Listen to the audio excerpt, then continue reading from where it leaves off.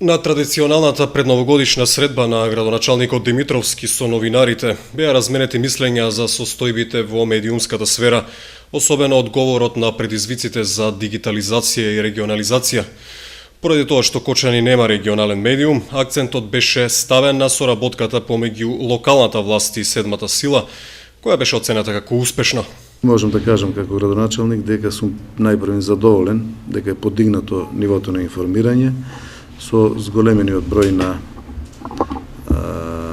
емитувачи на информациите, за разлика од почетокот што беше, значи веќе имаме 2 телевизии, имаме едно радио, имаме еден електронски портал и нашите информации на тој начин, нашата веб страна исто така, нашите информации се достапни до граѓаните на општината Кочани и тоа е едно од задоволствата што е можно по-објективно и што е можно по-широко да се граѓаните информираат. На денешната средба стана збор дека задоволството е двострано, дека информациите се достапни и дека треба да и понатаму ја прошируваме соработката во овој дел, да се во интерес на граѓаните на општината Кочани.